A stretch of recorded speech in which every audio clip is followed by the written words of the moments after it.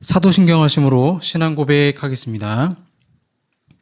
전능하사 천지를 만드신 하나님 아버지를 내가 믿사오며 그 외아들 우리 주 예수 그리스도를 믿사오니 이는 성령으로 잉태하사 동정녀 마리아에게 나시고 본디오 빌라도에게 고난을 받으사 십자가에 못 박혀 죽으시고 장사한 지 사흘 만에 죽은 자 가운데서 다시 살아나시며 하늘에 오르사 전능하신 하나님 우편에 앉아 계시다가 저리로서 산자와 죽은 자를 심판하러 오시리라. 성령을 믿사오며 거룩한 공예와 성도가 서로 교통하는 것과 죄를 사하여 주시는 것과 몸이 다시 사는 것과 영원히 사는 것을 믿사옵나이다. 아멘. 찬송가 384장 나의 갈 길 다가도록 찬송하겠습니다.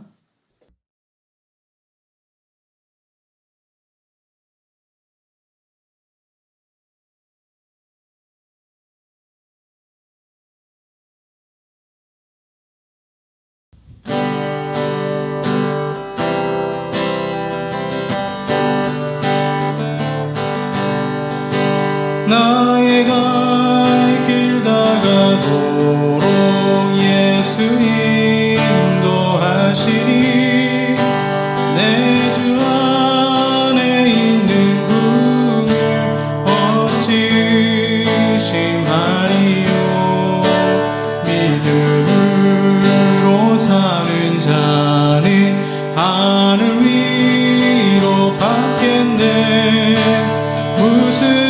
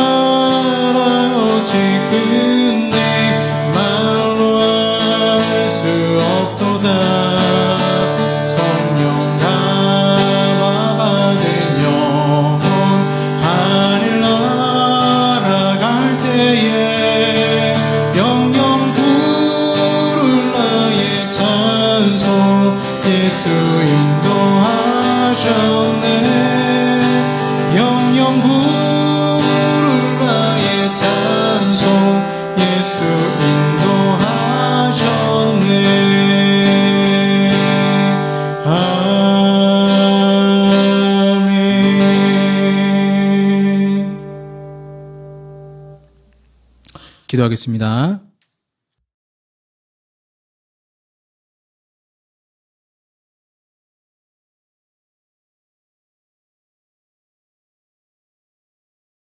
사랑의 아버지 하나님 은혜 감사합니다.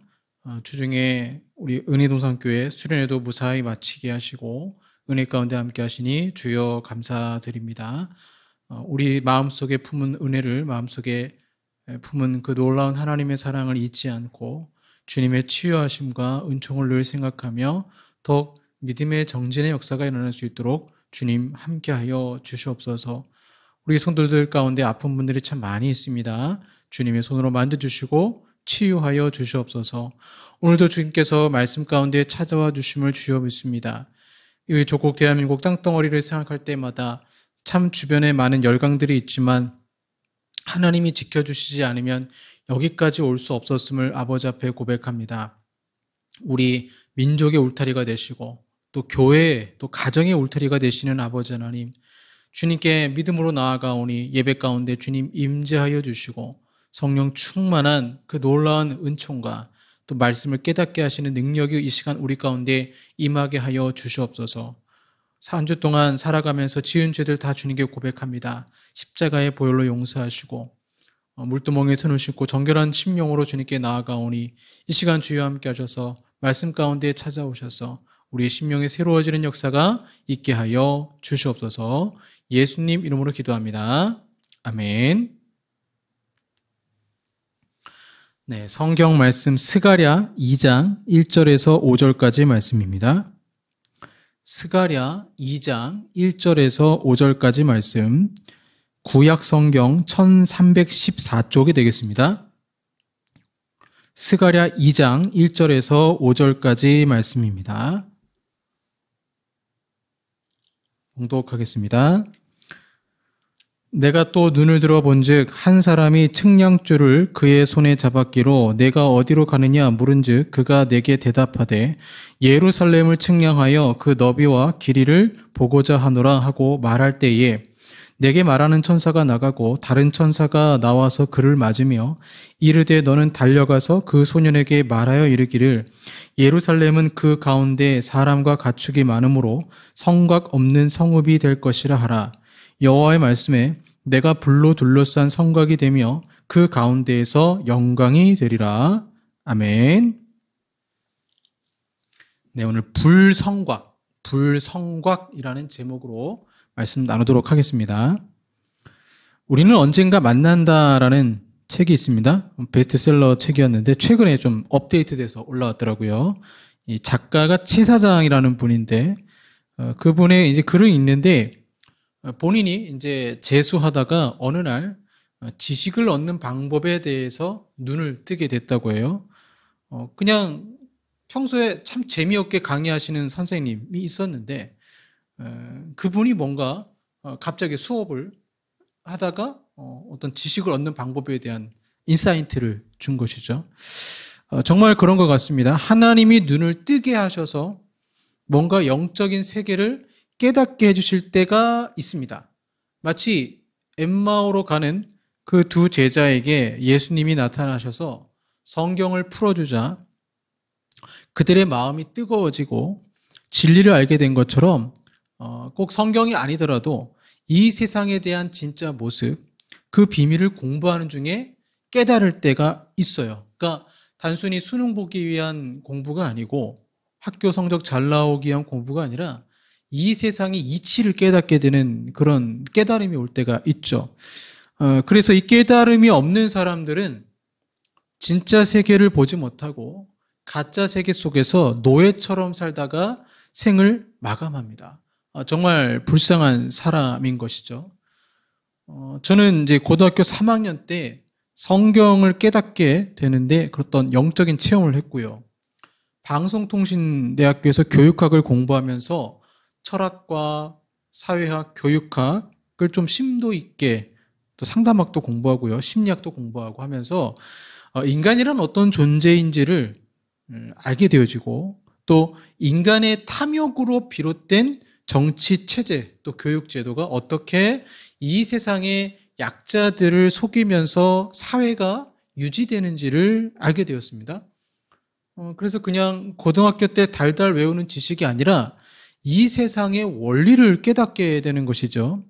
그러니까 최 사장이라는 분이 어떻게 지식을 얻는 방법에 대해서 깨달았는지 선생님의 이제 강의 내용이 나오는데 이렇게 나옵니다.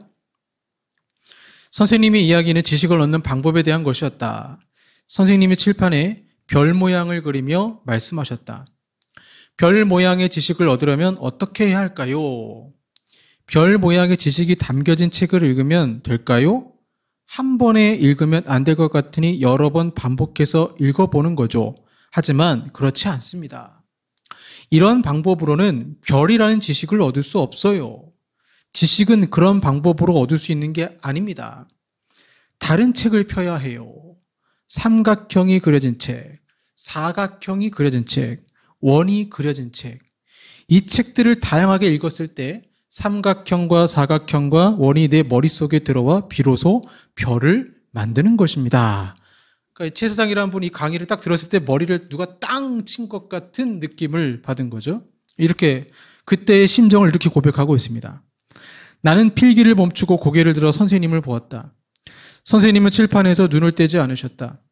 그리고 자연스럽게 아무 일도 없었다는 듯 다시 수업을 이어나가셨다. 나는 다시 고개를 숙이고 선생님의 필기를 공책에 옮겨 적었다. 내가 전형적으로 기억을 잘 못하는 사람이다. 직장 생활에서의 기억도, 군대에서의 기억도, 대학생 때의 기억도, 재수생 시절의 기억도. 그런데 이 순간이 가끔 기억난다. 철판에 그려진 단조로운 삼각형과 사각형과 원의 도형들, 그 옆에 동그랗게 표현된 사람과 머릿속에 선명하게 그려진 별 하나, 그리고 한 가지 더 기억나는 것, 그 무렵부터 다시 세계 문학을 펼쳤다는 것이다. 수업이 끝나고 집으로 돌아가는 지하철 승강장 벤치에 앉아서 들어오는 지하철을 몇 대 더 지나쳐 보내며 입시에 나오지 않는 소설들을 읽었다. 그때는 맥락을 이해하지 못했다. 왜 뜬금없이 선생님이 수업을 멈추고 학생들에게 그런 이야기를 하셨는지 많은 시간이 지나고 어른이 된 지금에서야 알 것 같아. 선생님은 수업 중에 학생들과 눈 한 번 마주치지 않았지만 아이들의 심리가 어떤지, 그러한 심리 상태로부터 어떤 생각에 도달해 있는지를 알고 계셨던 것이다. 별이라는 지식을 얻기 위해서 삼각형, 사각형, 원에 대한 책을 읽을 때 이것이 조합이 되어서 내 머릿속에 별이라는 지식이 생긴다는 것이다. 맞는 말이죠. 우리가 신앙생활하는 것도 단순히 성경을 지식적으로 알기 위해서가 아니라 하나님이 진짜 살아계시고 역사하신다는 것을 체험하기 위해서입니다. 단순히 2차원의 세계만 아는 것이 아니라 3차원, 유대인들이 말하는 저 하늘 위의 하늘, 바울이 말한 3층천의 지식이 예수님을 통해서 이 땅에 쏟아져 나오게 되고 우리는 그렇게 하나님을 알아가게 되는 것입니다. 상식적인 사람들이 있죠. 별다른 의심 없이 그냥 주어진 세계를 아무 비판 없이 그대로 받아들이는 사람들입니다. 이들이 이렇게 생각합니다. 세계라는 것이 있고 자아가 있다면 내가 태어나기도 전에 이 세계는 어차피 있었어. 그리고 나는 태어나서 그 위를 밟고 다니는 거야. 그러니까 세계와 자아가 선후 관계가 명확한 것이죠. 하지만 정말 그럴까요? 그렇진 않죠. 그러니까 지극히 상식적인 것이 사실 의심을 한번 해봐야 된다는 거죠. 왜냐하면 세계가 언제나 나의 눈앞에서만 펼쳐 드러나게 돼 있어요. 즉, 이 세계라는 것, 이 지구라는 것은, 이 우주라는 것은 내 머릿속에 있는 것들이 밖으로 세계라는 것이 해석하게 돼 있어요. 내 머릿속 주관적으로 해석해서 이 세상을 이해하게 되어 있습니다.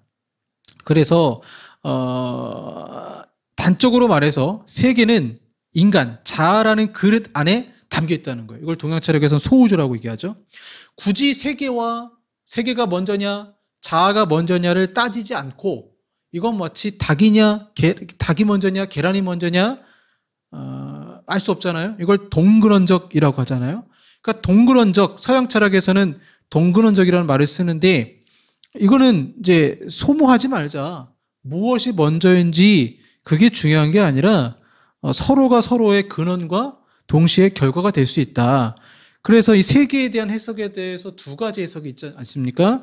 하나는 뭡니까? 세계와 자아는 무관하게 객관적으로는 존재한다. 이걸 우리가 실제론자라고 하죠. 실제론자. 그래서 이런 상식적, 아주 지극히 상식적인 사람들이 그냥 있는 세계 그대로 받아들인다. 이 사람들은 주로 실제론자죠. 두 번째 사람은 의심을 하는 거예요. 두 번째 부류 사람들은 관념론자라고 합니다. 세계는 언제나 자아의 세계고 객관적이고 독립된 세계는 나에게 결코 드러나지 않는다. 즉 나는 내가 해석한 세계에 갇혀 산다라는 거죠. 그래서 이러한 자아의 주관적 세계, 이 세계 이름을 지평이라고 부른다고 합니다. 지평. 그러니까 지평은 보통 수평선이나 지평선을 말하지만 서양 철학에서는 이러한 의미를 조금 더 확장해서 내가 가지고 있는 세계를 지평이라고 부르죠. 그러니까 나만의 지평이 있다라고 얘기를 하죠. 쉽게 말해서 사람들은 보고 싶은 것만 보고 듣고 싶은 것만 들어요. 흔히들 인간을 소우주라고 하지 않습니까? 다 자기 나름의 세계가 있는 것이죠. 그런데 이 관념론적인 세계가 갑자기 부딪힐 때가 있어요. 다름 아닌 연애와 결혼을 통해서죠. 남녀가 결혼을 하면 단순히 둘이 한 몸이 되는 것이 아니라 두 사람의 세계가 부딪히게 됩니다. 그래서 서로 이해하지 못하고 싸우게 됩니다. 내가 생각한 세계와 배우자가 생각한 세계가 다르기 때문에 그래요. 결혼을 가문과 가문의 결혼이라고 하지 않습니까? 그래서 결혼을 통해 자신의 세계가 확장되는 것을 경험하게 되죠. 결혼은 육적인 것만 있지 않잖아요. 성경에 보시면 영적인 결혼이 있습니다. 이는 남녀의 결혼보다 더 충격적인 거예요. 남녀의 결혼이라고 한다면 어차피 눈에 보이는 세상에 대한 해석학의 차이를 서로 인정하면 됩니다. 저는 이제 어렸을 때 그렇게 배웠어요. 양치질은 반드시 양치하는 곳에서 해야 한다라고 생각을 했습니다. 그런데 결혼 후에 아내가 양치질을 하는데 막 돌아다니면서 하는 거예요. 저는 처음에 그 모습에 충격을 받았습니다. 양치질을 돌아다니면서 하네? 저렇게 해도 되나? 이 외에도 저와 다른 삶의 방식에 많이 놀랐어요. 그런데 여러분, 이보다 더 충격적인 영혼의 결혼식은 성령을 통해서 거듭나고 눈에 보이지 않는 세상, 하나님의 나라가 내 삶을 통치하게 됩니다. 영적인 세상에 대해서 눈이 열리고 관념론의 성령이 함께 하시니까 세상을 해석하던 자가 이젠 자아가 아니라 하나님이 되시는 거예요.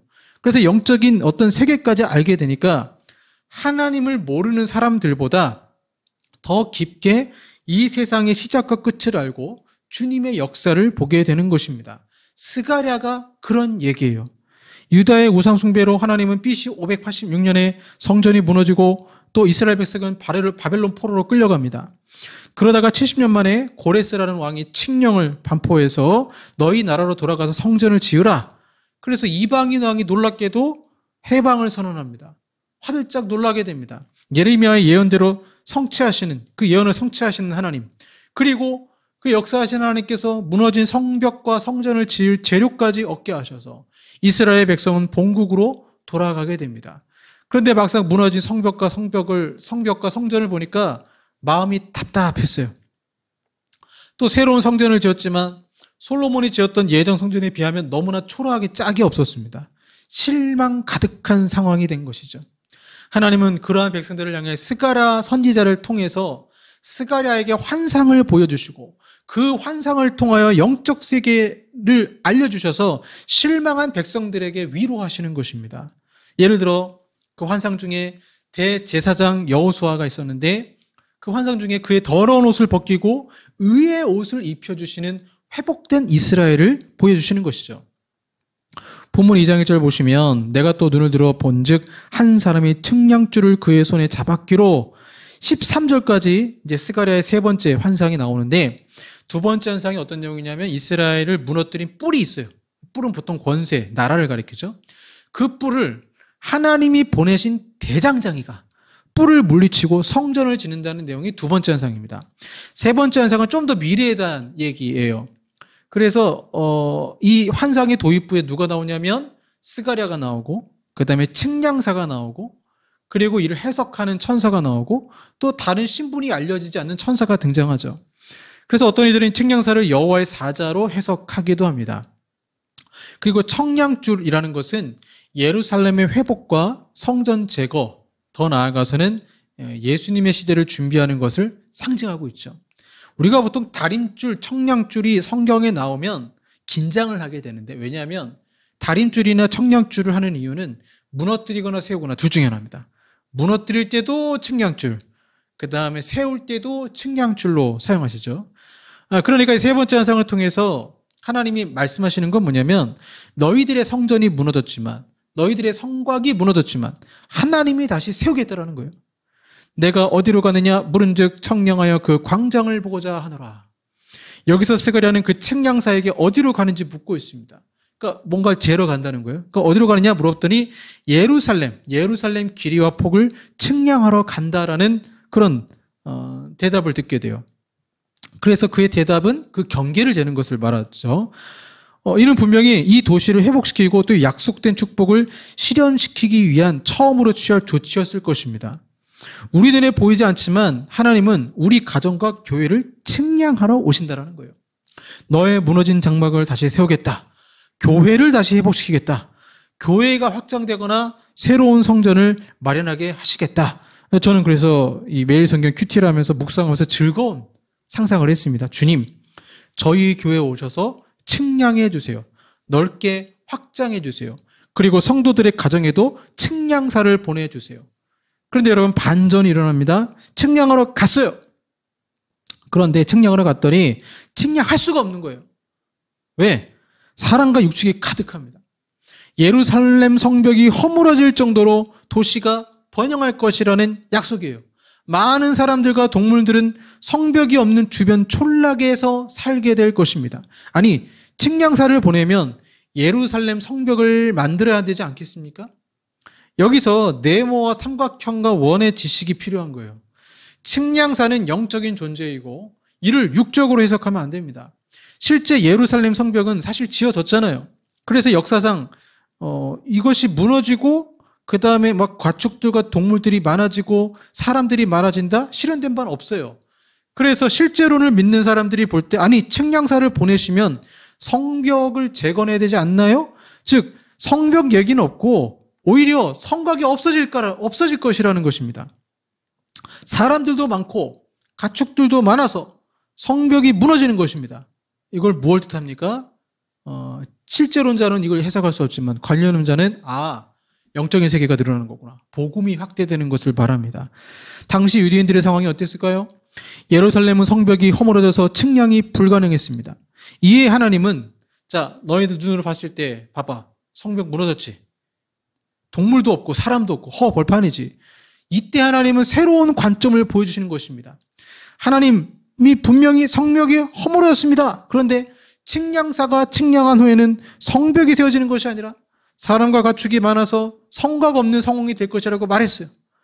그러나 그때 현실은 진짜 그 세상은 그들의 눈앞에 보이는 현실은 허벌판입니다.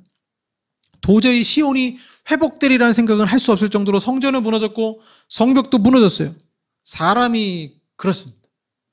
성전이 무너지고 성벽이 무너진 것처럼 우리는 여러 가지로 환난을 당할 때가 있습니다. 이 성전이 내 인생이라고 생각해 보세요. 인생이 내 계획대로 펼쳐지지 않을 때가 있어요. 어떤 이는 갑작스럽게 암으로 삶이 무너지기도 합니다. 어떤 이는 가정불화로, 자녀의 문제로, 대인관계 문제로, 직장을 그만두는 상황 등등 많아요. 그러면 나를 보호하던 하나님의 성벽은 무너진 것 같아요. 모든 백성들이 무너진 성전을 보며 그렇게 느꼈습니다. 그런 상황에서 하나님이 스가랴를 통해 보시는 것은 환경을 보고 실패라고 단정하지 말라는 거예요. 내 건강이 회복될 수 있을까? 우리 가정이 다시 화목한 가정이 될 수 있을까? 직장을 잃었는데 다시 취업할 수 있을까? 실패의 상황에서 하나님은 성공의 역사를 보여주시는 것입니다. 스가랴야, 봐라. 현실은 성전과 성벽이 무너졌지. 그런데 영적인 세계를 보렴. 그 무너짐은 나중에 회복될 것이고 사람도 동물이 많은 번영된 도시로 발전할 거란다. 무너짐 속에 파묻혀서 걱정하거나 염려하지 말아라. 우리 믿는 자들은 실제론자가 아니에요. 무너짐 속에서도 내 인생의 실패 속에서도 내 곁에 항상 하나님이 함께 하신다는 것을 잊어서는 안 됩니다. 왜 그렇습니까? 본문 5절에 무너진 성곽 대신에 하나님이 이렇게 말씀하셨기 때문에 그렇습니다. 여호와의 말씀에 내가 불로 둘러싼 성곽이 되며 그 가운데에서 영광이 되리라. 이렇게 말하고 있습니다. 예루살렘의 번영으로 사람들이 성 외곽지대로 밀려난다고 하더라도 그들은 하나님이 성의 불성곽이 되셔서 보호하신다라는 거예요. 히브리어 본문에는 내가가 강조형으로 표현되어 있습니다. 그래서 NIV 성경은 이를 살려서 I myself로 번역을 했어요. 이거 철저하게 하나님이 하신다라는 거예요. 불성곽이란 말은 뭘 상징하냐면 출애굽기 당시의 불기둥을 연상시킵니다. 불성곽 영광은 모두 하나님의 보호와 인도를 상징하는 거죠. 낮에는 광야를 지날 때 낮에는 구름 기둥으로 밤에는 불 기둥으로 보호하시는 하나님이 이제는 예루살렘 성벽의 불성곽이 되어 주시겠다라는 것입니다. 우리는 실패 현장에서 실제로 나는 실패했어. 거기에만 몰두하지만 관념론은 아니야. 그럼에도 하나님은 이 실패를 통해 무언가 다른 계획이 있으실 거야. 믿음의 눈으로 바라보라는 것입니다. 이 비슷한 얘기가 열왕기하 6장에 나오는데요. 14절부터 17절을 읽어드리겠습니다. 왕이 이에 말과 병거와 많은 군사를 보내매 그들이 밤에 가서 그 성읍을 에워쌌더라. 하나님의 사람의 사환이 일찍이 일어나서 나가보니 군사와 말과 병거가 성읍을 에워쌌는지라.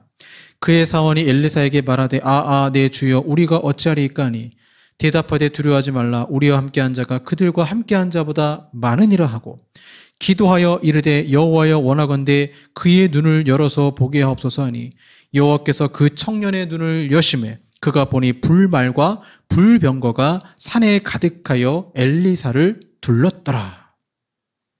군대가 몰려와서 엘리사 선지자를 잡으려고 했지만 영적인 세계에서 하나님은 불말과 불병거가 산에 가득한 것을 당시 몰라봤던 이 상황에 너무나 매몰되었던 게하시에게 보여주신 내용입니다. 마찬가지로 오늘 본문에도 하나님은 친히 우리의 불성각이 되어주시고 보호해 주시겠다고 약속하신 것입니다. 보이지 않지만 그분은 우리를 보호하시고 사랑하신다는 것이죠. 미국에 한 중년 부부가 있었습니다. 그런데 아내의 시력이 너무 나빠서 눈 수술을 했어요. 수술이 잘못돼서 실명을 하고 말았습니다. 그 남편은 매일같이 아내의 직장까지 출근시켜주고 하루 일과가 끝난 후에는 집까지 데려다 주었습니다. 그런데 어느 날 갑자기 남편이 아내에게 서로 직장이 너무 머니 혼자 출근하라고 말하는 거였어요. 그 말에 아내는 남편에게 너무나 섭섭했고 남편이 그런 말을 한 것에 대해 배신감까지 느꼈습니다. 그리고는 이를 악물고 살아야겠다는 결심을 한 후 다음 날부터 혼자 출근하기 시작했습니다. 지팡이를 짚고 버스를 타고 가면서 많이 넘어지기도 하고 울기도 하면서 혼자 다니는 훈련을 하기 시작한 것이죠. 그리고 이제 어느 정도 익숙해진 2년이 됐을 때였습니다. 버스 운전기사가 그 부인에게 이렇게 말하는 것이었습니다. 아줌마는 참 복도 많소. 매일 남편이 버스에 함께 앉아 있어 주니 말이오. 부인이 직장 건물에 들어가는 순간까지 지켜보다가 등 뒤에 손을 흔들어주는 격려도 빼놓지 않으니까요. 그 말을 들은 부인은 울음을 터뜨리고 말았습니다. 그 남편은 2년 동안 아내 몰래 그를 지켜주기 위해 늘 동행했던 것입니다. 우리가 아장아장 아이가 걸을 때 아빠가 넘어질까 조심하며 지켜보는 것처럼 하나님은 오늘도 우리에게 불성곽이 되어 주십니다. 현실은 성곽이 무너진 것처럼 보이지만 내 마음은 무너졌다라고 생각하지만 믿음의 눈을 들면 여전히 하나님의 보호하심을 우리는 경험하게 됩니다. 사랑하는 여러분, 주님이 우리를 보호해 주십니다. 그러니 실망하거나 좌절하지 마시고 너무 힘들 때는 기도하세요. 그 불성곽은 인격적인 존재입니다. 이제 우리 마음에 불성곽이 되었고 우리 마음을 지켜주십니다. 기도하겠습니다. 하나님 아버지, 현실은 실패로 보이지만 그 너머에 우리를 보호하시는 하나님의 불성곽을 보게 하여 주시옵소서. 실제론에 빠져 실제 일어난 현상들에 나의 믿음 없음에 그냥 좌절하고 낭망하는 것이 아니라 주님의 살아계심을 영적인 눈으로 보게 하시고 믿음으로 기도하게 하여 주시옵소서. 그러기에 하나님의 역사를 우리가 바라보고 하나님께 영광 돌리기를 원합니다. 속히 오셔서 우리 가운데 역사하시고 보호하시고 지켜줄 것을 믿습니다. 주님 함께하여 주시옵소서. 예수님 이름으로 기도합니다. 아멘. 하나님은 너를 지키시는 자 찬양하겠습니다.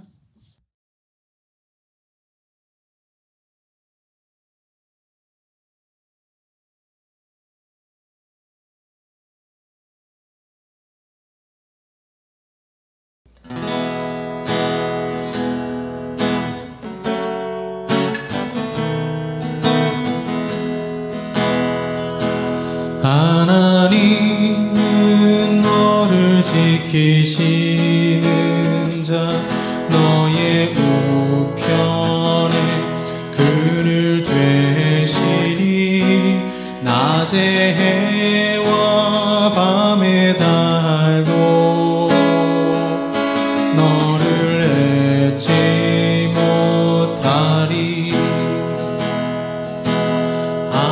하나님은 너를 지키시는 자 너의 환난에 명쾌하시니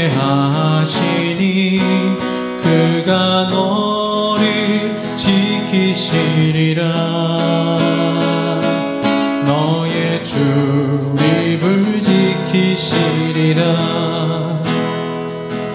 눈을 들어 산을 보아라.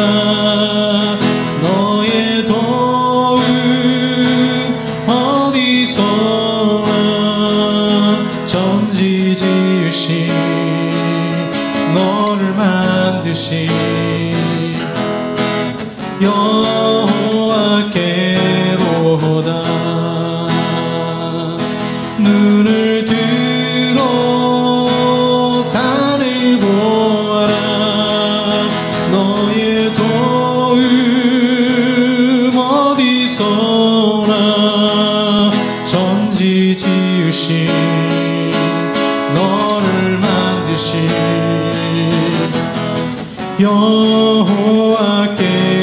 여호와께로다.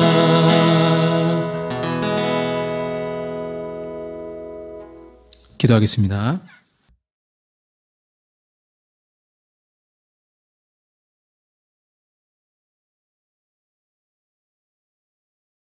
사랑의 아버지 하나님, 감사합니다. 낮의 해와 밤의 달도 너를 상치 못하리 언제나 지켜주시고 보호하시는 아버지 하나님, 하나님 아버지 앞에 감사, 기쁨과 영광의 제물을 드립니다. 11조 감사 구제 선교의 영광 돌려오니 하나님 기쁘게 받아주시고 우리의 삶 속에 불성각 되시는 하나님의 놀라운 보호하심과 또 그 인도하심을 경험케 하여 주시옵소서. 예수님 이름으로 기도합니다. 아멘. 지금은 우리 구주 예수 그리스도의 은혜와 성부 하나님의 사랑하심과 성령 하나님의 교제교통 역사하심이 믿음의 눈으로 불성각되신 하나님 바라보며 승리하기 원하는 우리 사랑하는 성도들과 한국 교회 위에 영원토록 함께 있을지어다. 아멘.